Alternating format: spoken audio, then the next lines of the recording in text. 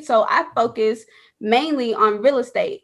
And that first year, my first year, I did six figures, right? And that's just based off the skills and the things that I learned, and then of course the tools that he helped equip the business with as well. Yeah.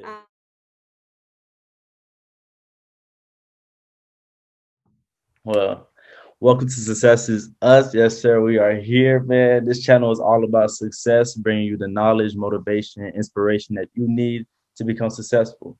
And today I have two very special guests. I've been waiting for this interview. You guys can go ahead and introduce yourself.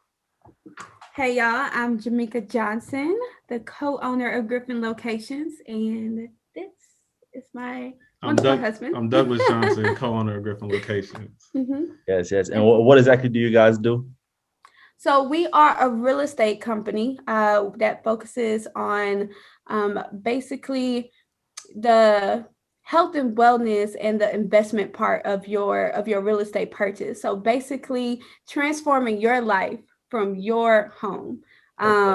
We believe that everything that you see, that you touch, that you hear, it has a big effect on your life. So we're very focused in putting people in the homes, making sure that they're educated about their home, make sure they're educated about how their home can grow into wealth, grow into many homes. And we basically just we're big on evolving lifestyles. We want people to not only find the perfect home for them, to find a perfect home that's going to be best for their mental well-being and the mindset that's conducive to where they want to be in life and where they're going. So it's very important. Exactly.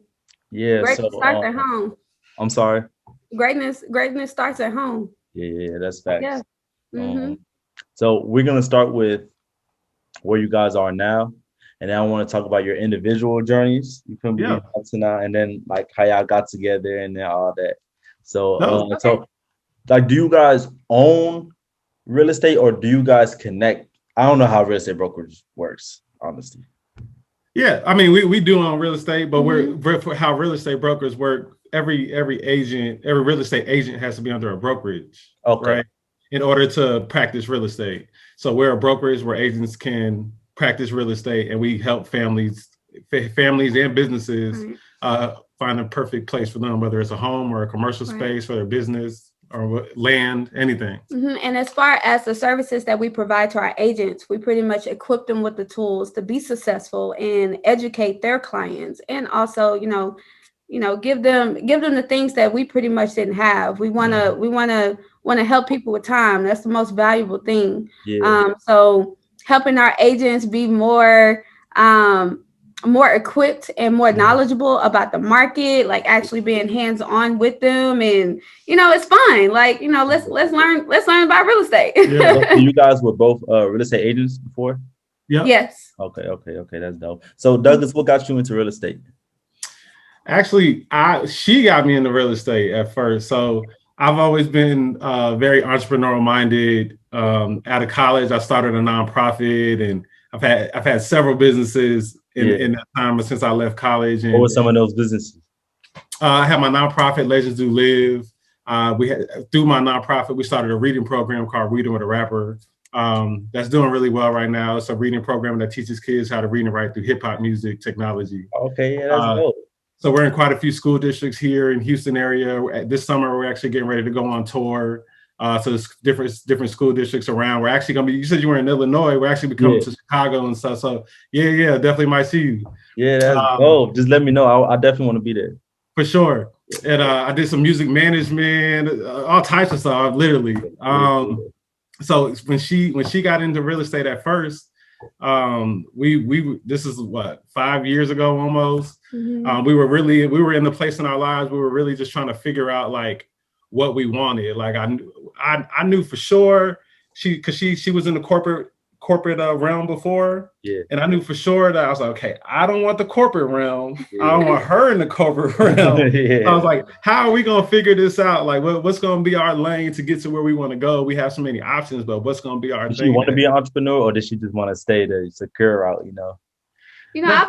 I'll be very honest. I was interested in it. I had like a side business at first. However, like it's true. Like the people who you're around can, either grow you or hurt you. Yeah. And, it's just a blessing that we were around each other, and, I was able to grow, what I saw in that business. I actually started, part-time, in my mind. Right. But however, I was doing great. And with his help and us joining forces, like we were able to, do a lot, within a short amount of time. So like, man, we really like this. Like, this is cool. And then the best part about it was we were able to actually touch families.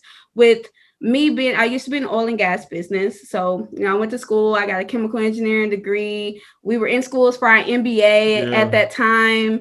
And, in business school, we're just like, man, everything that we're learning, we could pretty much do this, for ourselves, and we can teach people how to do it for themselves. And the power of real estate is it's infinite. It's infinite. It really is. It really is. So after oil and gas, I was honestly laid off from it, and it kind of hit me like, man, I went to school for 4 years for this. Like, I spent 4 years of my life studying and, committing to a career. And at that point, I was just like, I have to take, my life into, my hands. Like, and, Doug was just like, it was kind of one of those, like, follow me. Like, follow me. Come with me. And I was like, okay, let's do it. So that's literally how it happened. And we jumped right in, and we just fell in love with it, and we saw the power that it had, and we saw the lives it can touch. So we saw the positives, but we also saw the negatives. So now that made us want to change. Like, how can we see the disparities with real estate, and especially with Black people and generational? So it's like, how can we take what we've learned and use this to change that? Like, how can we show people that it is important where you live? How can we show people it is what you see every day is important? How can we show people that building wealth through real estate is a staple if you want to build any type of wealth? Like, how can we show that? So that's what we set out to do. So our education approach was just way different. And of course, with me having like an engineering background, I pretty much created like models and stuff for my clients to understand, like, this is how you turn one home into 5 homes, and then you turn those 5 homes into even more, and keep those. You can either sell them, and it all depends on your portfolio and things like that, or you can pull the equity out and like go make some stuff, and if you can't go do it on your own, if you have 3-4 people around you who you trust, why can't y'all form something and do it together? It's always 2 or 3 is always better than 1, for sure. So like we love it. Like, that's where that drive came from. The education, like we love educating. Like, we want. So he said that you were the one who got him into real estate. So how did you get into real estate? So I went and got my license after I wasn't doing oil and gas anymore. After I was laid off, I was just like, I never wanted to be in a position where I only had one stream of income. Right. So I was in school for my MBA, and I thought that I was just gonna, go get another job after that. But the market was so saturated, so I focused mainly on real estate. And my first year, I did 6 figures. Right. And that's just based off the skills and the things that I learned, and then of course the tools that he helped equip the business with as well. Like it wasn't just only about because I actually took time with every client. Like I became passionate about it. Like, how can I negotiate the best deal for my client, for them to save money? We worked with a lot of people who didn't have down payments, or they couldn't bring any money to closing. People don't understand that it takes more than down payments to actually buy a home. People don't understand like their credit score. So we became like, we're teaching, about, we're not specialists at credit scores, but we were, just, giving sharing everything we knew with as many. Did you get overwhelming sometimes? It could. But it can be overwhelming, but it's a passion. It's a good overwhelming. Yeah. It was like, it is like, I know that I can possibly change this family's trajectory just by them getting into a home. Yeah. It's cool because, we actually been with single mothers or, first time ever home buyers, like in any generation, and people that are over 50 and that's their first home, and being able to educate them and give them something that they can leave their grandkids, and their kids can actually see them like, man, my mama bought a home. Like just the opportunity to see it changes everything. Yeah. So then when you see it, then you actually see them build on it. You did your part. Like seeing is everything. I remember I think I was like maybe 8 years old or 9 years old or something, but I had a friend where I don't live in the best neighborhood, I wouldn't say I'm in the worst neighborhood ever, but it's not for sure, yeah. And I went over my friend, and he lived in this place called Cherry Hills, and I go there and they got their garage door open, and I'm like, and that's crazy to me because you leave your garage door open in my neighborhood, like all your stuff gone. So like, after seeing that, I'm like, oh, it's different. Like we only live 10 minutes away, but it's different out here. Like I need this, like So yeah, that really opened up my mind, and just seeing that, that's crazy. Yeah, just the exposure is everything. So that's really what we pride ourselves in. That's why we post the market the way we market, and we post things the way we post it, because we want to expose people. Yeah, I want you to get familiar with what $1 million house look like, because I want you to be able to see it for yourself. Like it's important. Right. Yeah. Yeah. I'm gonna have one like your house is playing right now, because I've been having some dope houses for real. So, thank you, bro. Thank you. Hey, I'm on vacation every single day because I love my occupation. Hey, I'm on vacation. If you don't like your life, then you should go and change it. Hey, I'm on vacation every single day because I love my occupation. So yeah, I want to get more into like y'all personal stories. So how was y'all before y'all met? Jameka, you can go ahead and start. How Douglas say, I was probably like a nerd. A nerd, like nerds are cool. Just seeking higher learning always. In the oil and gas profession. And what got you into oil and gas? Was so I wouldn't. I'll be so honest. I wouldn't suggest this to anybody.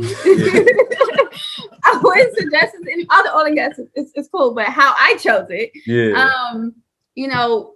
I literally decided that I wanted to go to college 2 weeks before, like, I started.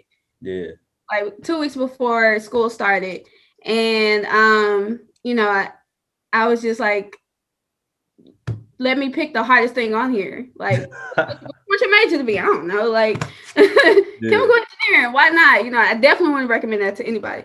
But that was just based off the knowledge and the things that I had at that time. I was just, trying to find it.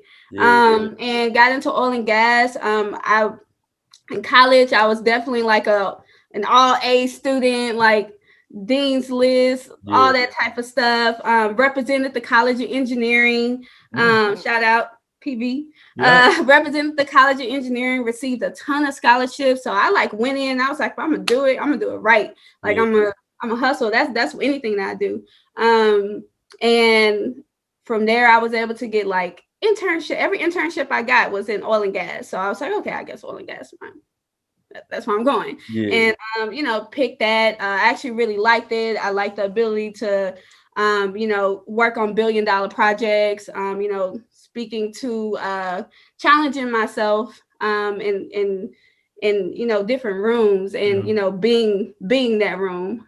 So it was great. It was fun. It was a cool experience. And actually a lot of the things that I learned from a professional standpoint helped me in my real estate career, because being able to negotiate $1 million deals, or even $100,000 deals, whatever it is, like you're taking someone else's investment into your hands. So that same, that attention to detail that I took from engineering, I pretty much, I'm able to do that in my real estate career, and even with training and educating people, paying attention to detail to help them just be great.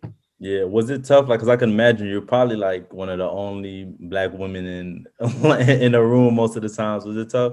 Yeah, it was, and what's so crazy was when I actually started my first role, I was everyone that was in that group was at least 30 years over, like older than me. And I used to get like, how did you get her? Are you one of those people who just look young? Yeah. What? No, I'm 22 and I'm here.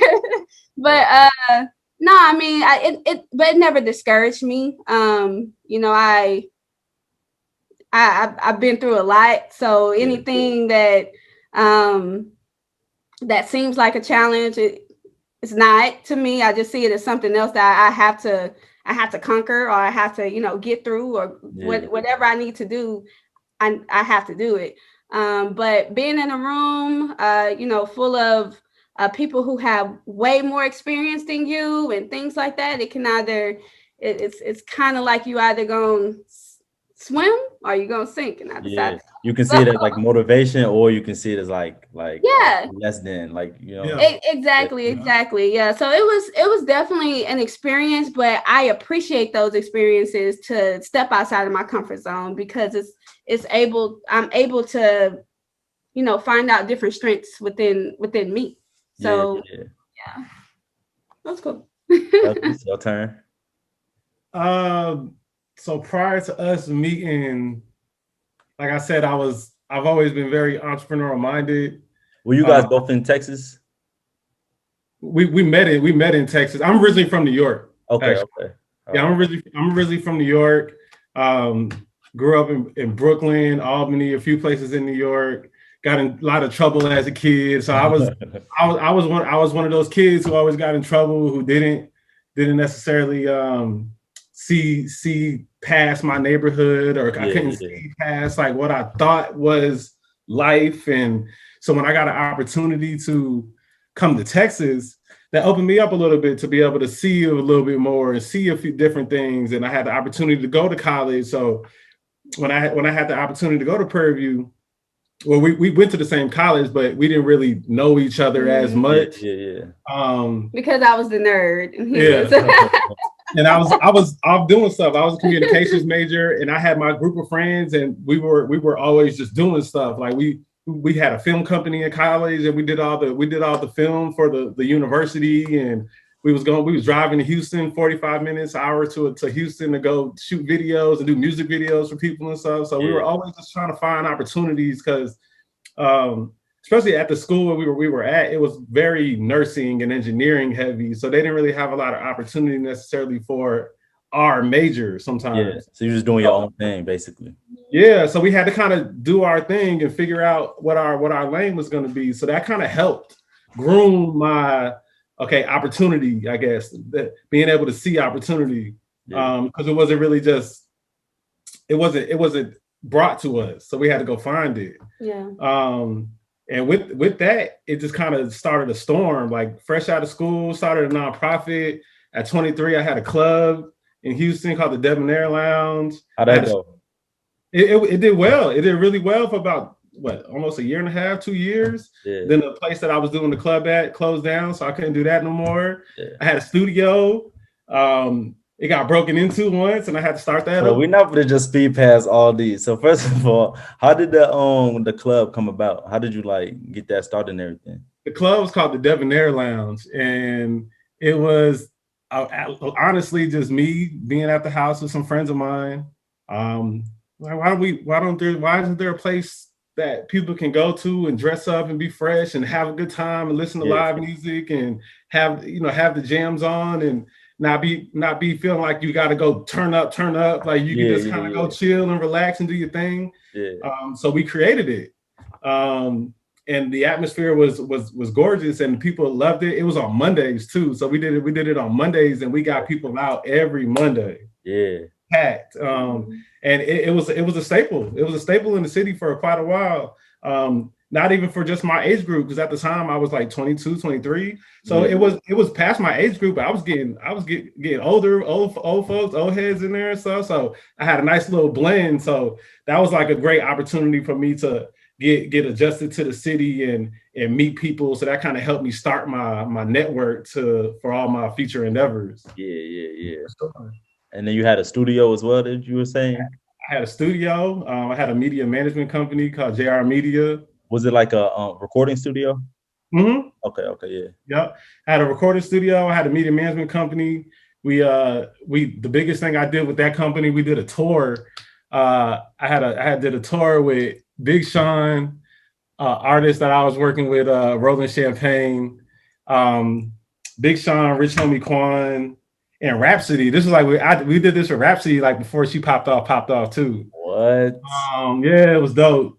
So it was super cool. Nice. Was about to speed past this like it was nothing, bro. Man, like because I was always always trying to find, because I always knew that there was something else other than what I knew. Yeah. But I just didn't know necessarily what it was look like or how I was going to get there. Mm-hmm. So I figured if I start as many things as possible, something gonna land. Yeah. That was always my thinking. How did you get connected with all these artists? Just over time, I stayed in it. I had a lot of music friends. I was in college. I was actually a voting member for the Grammys, for the Recording Academy. How'd that happen? Man, I met a guy one day. What was his first name? I know his last name was House. Super cool. You ever just meet like an old school guy? He's clean as a whistle. He cool and just jazzed out. Like I met this guy. He took a liking to me, and he taught me so much in regards to the music industry. He had a long music industry past.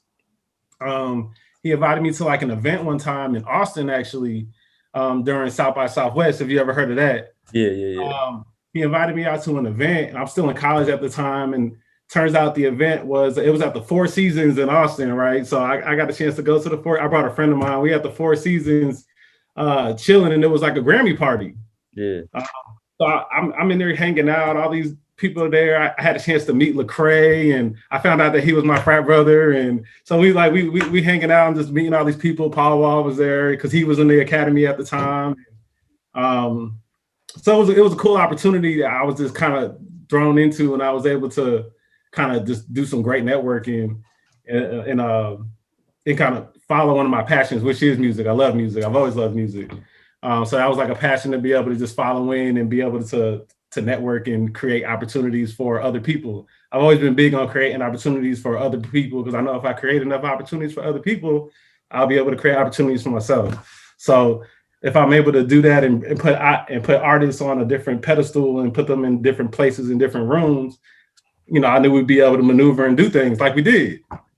Yeah. 1 second. I'm doing the interview. Mama said, I'm doing the interview.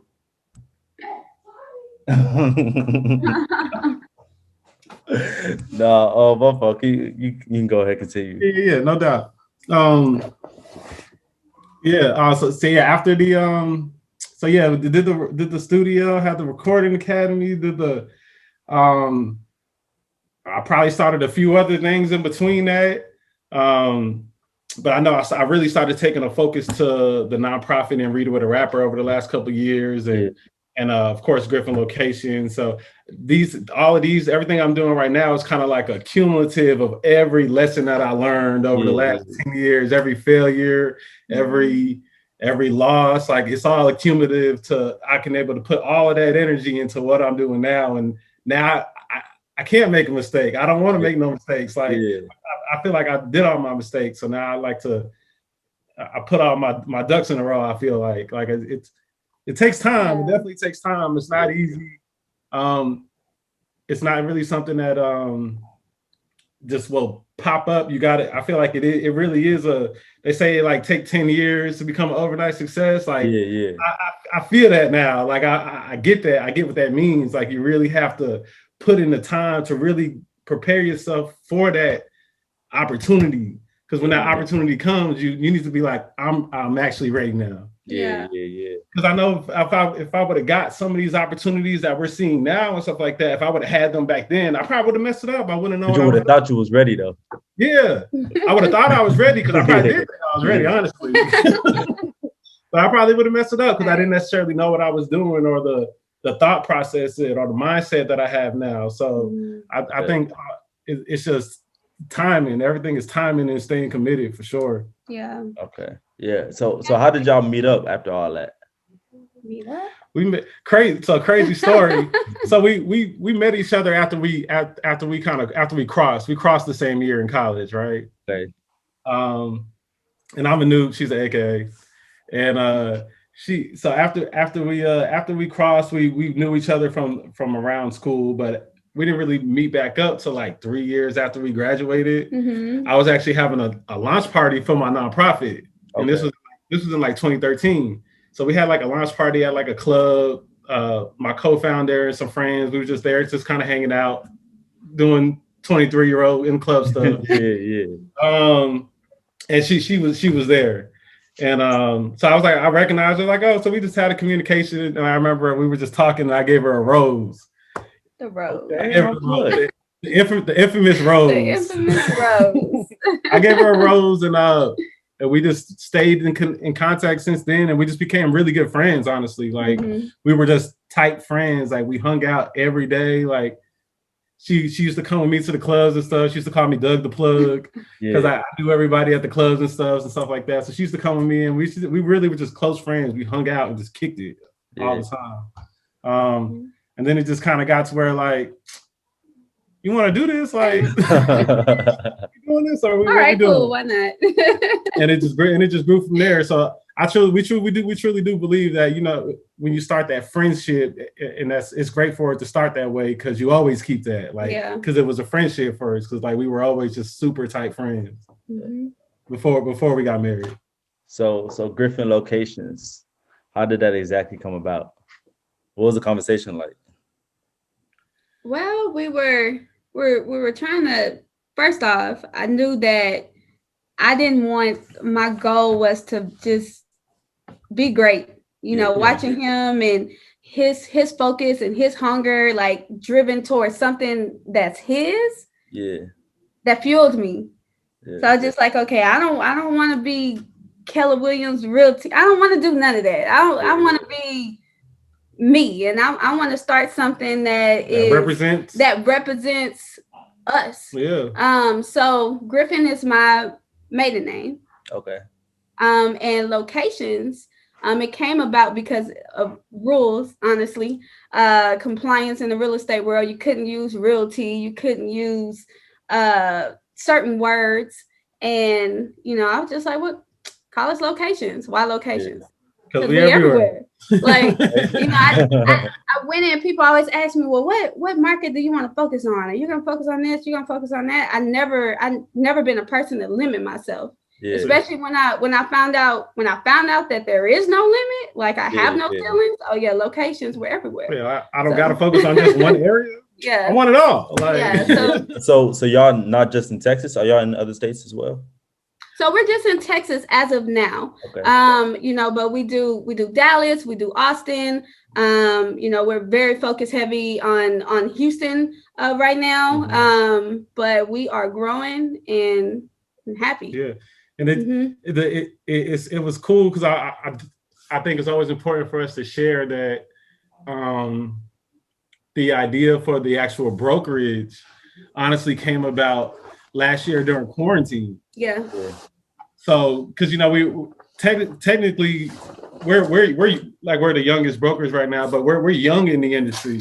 Yeah. A lot of people in the industry, they're always a lot older than us. So we're technically very young in the industry, but we wanted to do something different. Like we wanted to go big or go home. And like during quarantine, it really gave us an opportunity to think. Yeah. I don't think a lot of people use the I gotta put it here. I don't think a lot of people use the time that we were given during quarantine to their full advantage. I don't think people realize. I don't think a lot of people realize the gift that we got. Yeah. One moment, let me. No, we have to charge the computer. We've been working. Yeah. I don't know. I didn't know if people realize the gift that we got in quarantine, like just the opportunity to have that time and not be able to go nowhere and not be able to do anything like that did wonders for us to be able to just sit down and actually focus and not be so busy running a race. So I feel like we use that time to really just think and really focus on what can we do that's going to bring value and add values to people's lives, and that's going to change people's lives. That's actually going to stand for something different and not be like everybody else. Yeah. So having that 60 days or whatever it was to sit in the house and just think, it was beautiful for us because it created something that we may not have been able to create as fast had we been still running. Right.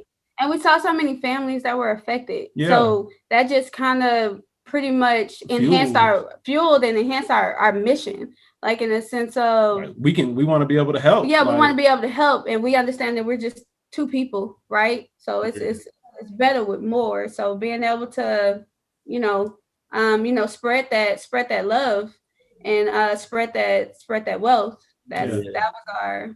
That's what shifted everything. We want to share like the gifts that we got out of real estate and the things that we've learned. We just want to share. That's literally it. We want to share what we learned to be able to give it to other people because we feel like it's done so much for us. Right. Yeah. So what are the steps to starting your own brokerage?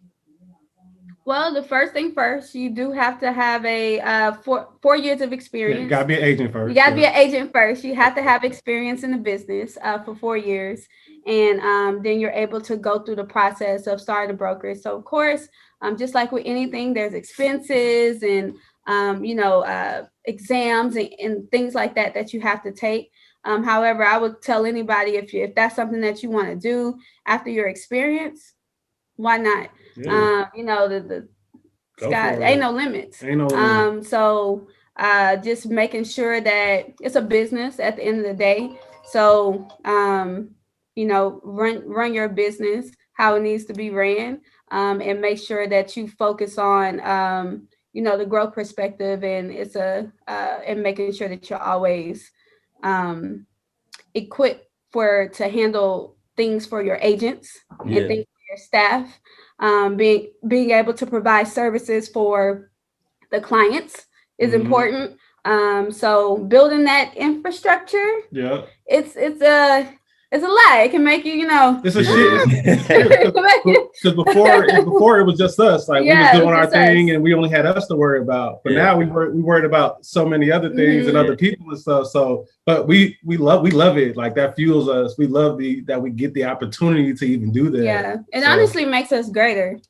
It's like I have to become greater, like every day. Yeah. Like even if it's extra readings, that extra push-up I'm doing in the gym or whatever it is, we see it like that. That's what everything in life, and especially when you're carrying so many people, families, generations and things like that, on your back essentially. Like it's your duty to make sure that you are the best you can be, the greatest you, for everyone else to become the greatest them. Yeah.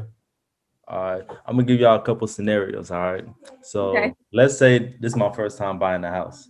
What are like some like rules that I have to know, basically, that most people probably look over or just aren't even aware about?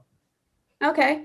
So first off, I will always ask you what are your goals for this home? If it's just to live in and stay there for 20, 30 years or whatever it is. I always tell a millennial, you're going to be in that home anywhere between 2 to 5 years. Wow. Right. So think of it as an investment, and then when it comes to financing, the biggest thing is money. First thing you do is talk, with the professional. Talking with the professional. So from that professional, you're able to, get resources. So the next thing is the lending portion. People don't know that all you need is a 580 credit score to buy a house. A lot of people don't know that. And a lot of people don't know that all you need is a 620 or a 640 to get down payment assistance, right? So let's say you buy a $250,000 house. That house down payment would be about 8,700. It's about 3 to 3.5% that the cheapest that you could put down on a home. But that down payment assistance program would help you. And a lot of people would be like, which one is better, to put down your own down payment or to get the assistance? Well, it all depends on your financial goals. So that's something that we have something like that in house to help you pretty much plan it. So it's not just your home, right? Which we want you to live your greatest lifestyle in that home, but how can you turn that home into an investment piece? So after that, after you're approved and I get you with the lender, or I might need to direct you to someone to help you with credit. We actually have lenders that help you with credit, like in-house, as far as helping you with the steps. So we pride ourselves like with partnering with partners that actually help our clients. And as a first-time home buyer, it's very important. How you start is important, right? It is about how you finish, but if you can have a strong start, why not? Yeah. And a lot of people don't know that you need closing fees. So you have your down payment, and you have something called closing fees, which is like title, and all these other fees. When you go buy a car, they say it's $19,999, but you walked out and you finance like $23,000, $24,000. Yeah. That's what that is for on a home. Yeah. Yeah. So the closing fees, it can be just as much as your down payment. So, however, if you tell me, hey, Jameka, I don't really have that. Okay, well then I'm strategizing for you at that point. I'm going to negotiate those closing fees for you. A lot of people don't know that the seller can actually contribute to that. So we've helped a lot of families actually get into homes with nothing. With nothing down or nothing down.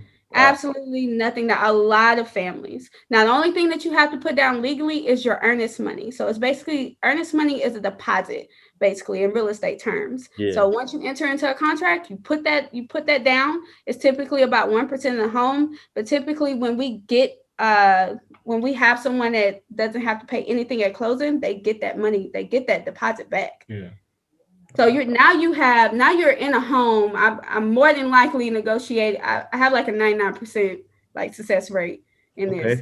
So, but if that's your goal, I'm going to help you.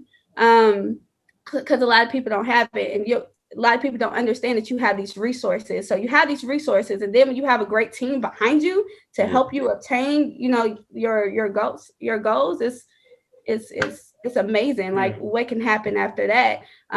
We have so many clients that, they have a lot of equity in their house now, of course, with the real estate market, and they didn't put nothing down on their home. Wow. So now they're able to go pull out money from their house to go out to start a business, help their kids with their college or anything like that. Of course, we educate, going back to you buying your home. Of course, we educate you throughout the process, how to keep up your home, how to inspect your home, how to always sign up for your warranties, how to pay it off early. Yeah, we always negotiate like appliances and things like that, because you need money for that. You need money for a fridge, washer, dryer, and things like that. So it all depends. And even on our $1 million deals or whatever, I'm a shark at that too. Like it's I want to make sure that my clients walk away with more wealth than what they went in with it. Yeah, so that's what's up. Yeah. All right. So my second scenario. So let's say I already got my first house. I'm looking to start like having investment properties. Maybe either just like fix and flip or rent out or things like that. What are some steps I should take for that? Okay, so again, financial portfolio, right? Yeah. So you have your house. First I'll ask you where are your funds coming from? Of course, with from an investment perspective, you actually have to put money down. You can do hard money lending, or you can do cash. If you do something like that, like investment properties, is anywhere between 10 to 20% down. Most of the time, 20. So when you get a house, do they ask you, is it for like investment or for like your? Yeah. Okay. They do ask you that. And since you had a first house, let's say you got down payment assistance on your first home, you won't be able to get that on your second home. However, depending on your portfolio and things are. If you want to do like a multifamily or things like that, we pretty much work with you just to pretty much reach your goals. Of course, when you go flip a home, you need money to buy the home and you need money to flip. And I always tell people, because we used to flip, I always tell people, always account for contingencies, right? So weather contingencies, you have contractors, you got to pay them, like, and so always account for those. Pray that there are no risks, right? But always account for them, so you make sure that you reach your bottom line that you want to reach. And of course, working with a great real estate agent that will help negotiate the top dollar for you. Pretty much doing a market analysis of the area and things like that. So it's a lot of technicality that go into it on the back end. However, once I know your goals and your flipping goals, I mean, that's pretty much it. I take it from there, and I make sure I get you what you need. Yeah. Well, what are some of the biggest mistakes you guys made when it comes to real estate? Oh man.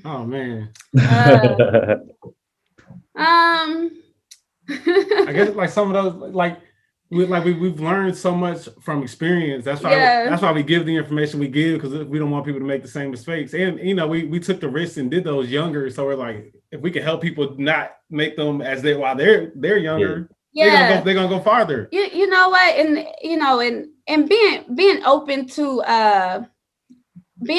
to investing.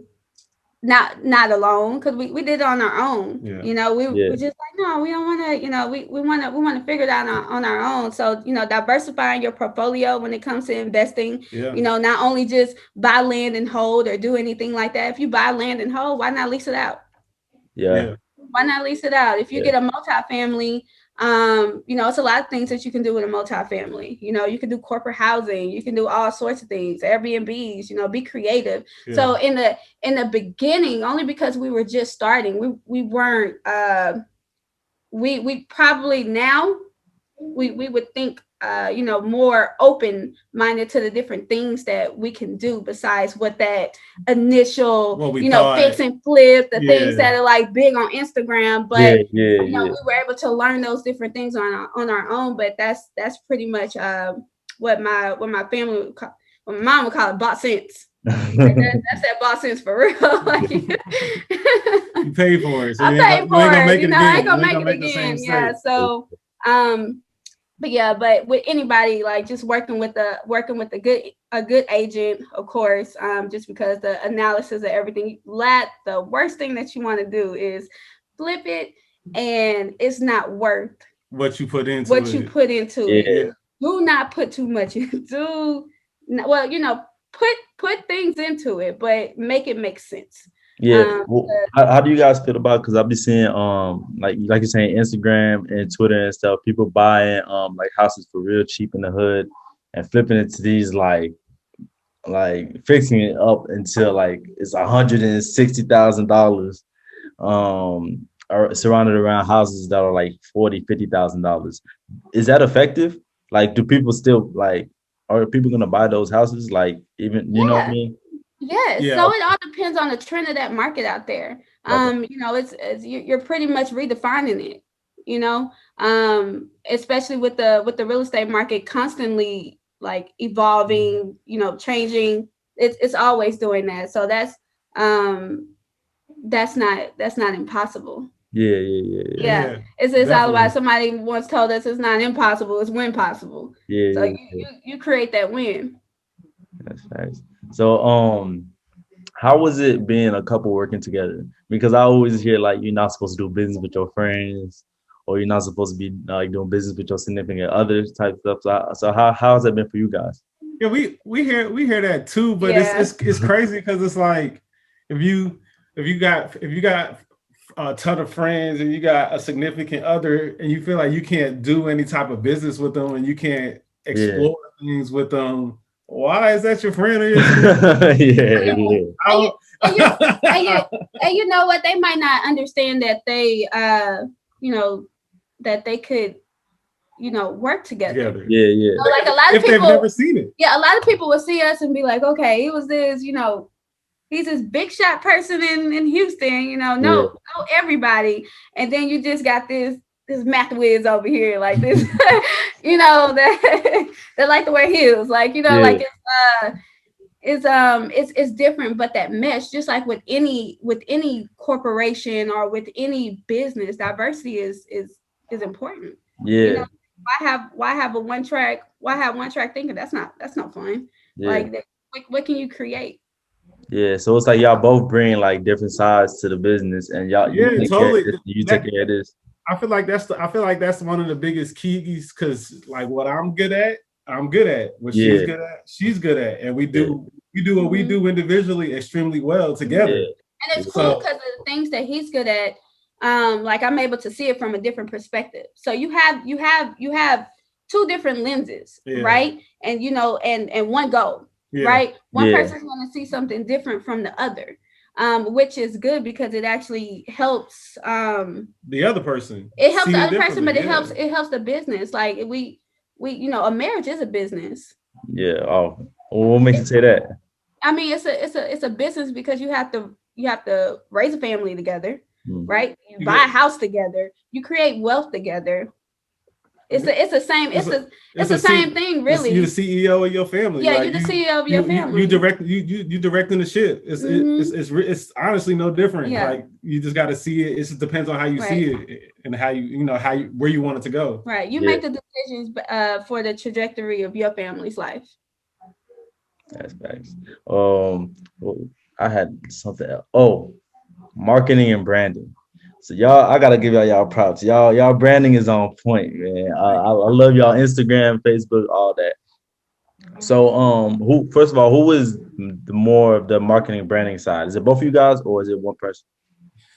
That's That's me. Yeah.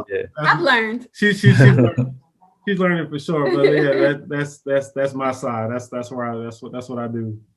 Yeah. So is that what you've learned from school, or is it just like what you just learned by yourself? More so what I've kind of learned on my own. I think I learned a lot. I learned a lot in school, but I think the experience that I've been through over the last 10 years or whatever, and constantly wanting to better myself and see where I want things to go in the future, and always evolving, like what I thought. I think that's kind of where it's gotten to where it is now. And then when we brainstorm together, that's the cool thing about us, I think, is because we have that synergy, and it's like when she comes up with an idea, I'm able to go create it. Like, if I have an idea, she's able to go create it, so we can actually see like our ideas in physical form or tangible form. And once you see it in physical, tangible form, it's like, I gotta do it. It's here. Like, So but that's always been a passion of mine. I've always had a huge passion of marketing and just what makes a person buy what they buy. What makes a person what's the science behind you liking the things that you like? Like, what is? I've always enjoyed that. It's like it's a science behind it, and I like stuff like that. It's like an equation, like, and putting out what you want people to see. Yeah, and that's how we have fun, because he sees it as equations, and I like equations. So it's let's put it together and create something beautiful. And show people something different. Like we never wanted to be like all the other brokerages. We look totally different from any other brokerage you probably look at on Instagram. But most definitely. That's because we want to put out what we want to put out. Like, we don't want you to see it how everybody else sees it. Like, when you come to our page, I want you to feel like I'm in a different place. Like, this is different. Yeah. That's how we want you to feel. Like, this isn't like everywhere else. And you're not gonna get treated like you everywhere else. And you're not gonna get the same experience like you everywhere else. And you got to feel that when you come to anything Griffin Locations. Yeah. Do you have any like tips you can give to anybody who's trying to work on their branding or marketing? Yeah. Have a vision for it. Yeah. Because I feel like you kind of have to have the vision for it before you actually start on it. You gotta see where it's going a year from now, 2 years from now, 5 years from now, so that you can already be working on it ahead of time. Yeah. Marketing takes some time. Like, you can't just drop something to be like, okay, yeah, that's gonna work. Yeah. Like, you got to throw it out there and give it 90 days to see if you get anything from it. You got to throw it out there and give it 3 months before you might see anything from it. So it's always like an evolution to, you got to always be in that creative mindset. Marketing is very creative. Like you got to just be one with yourself. Like you just got to really figure out like, what do I really want a person that's looking at my stuff? Like, what do I want them to feel? What do I want them to see? And that's really what I try to put out. So I think if you're trying to create something, like bring it from like something that you really just want. It can't be something that you just saw. You're like, oh, I think I'll do that. It's not gonna it's not gonna be as authentic. Like you gotta really feel it and put that into it. And I think people will be able to tell when it's really authentic and like, okay, that's really them. Like I do feel that when you said like you just gotta constantly keep going, because like branding is basically like a sum of everything that like that's you. You can't just do something one style one time and then call that your brand. Like that's what you gotta be doing constantly and every time. And it's gonna evolve and it's gonna change. Like last year alone, before the logos that people see now, like we changed our branding and our logo like 3 times last year. 3 times. I actually just got a new logo, and I saw you guys hit me up and said y'all can I got something for you. I'm gonna send it to you. I bet. I already been cooking on that. But yeah, I feel like it's definitely one of those things. Like you just gotta really feel it, have that passion for it, and once you actually see it manifest and you see it actually start growing legs and walking, you're gonna be like, oh man, yeah. Definitely. Yeah, I gotta say, man, thank y'all very much. Y'all are very inspirational and motivating. Y'all story, y'all grind, y'all intellectual, like everything is really amazing. Just keep on doing y'all thing. Thank y'all for coming on the podcast. Definitely, bro. Thank you for having us, and continue being great. Right. Thank you. Thank you for having us. Yeah, and so anybody watching, y'all have a good day. Make sure y'all subscribe, like, share, comment, and peace. Peace.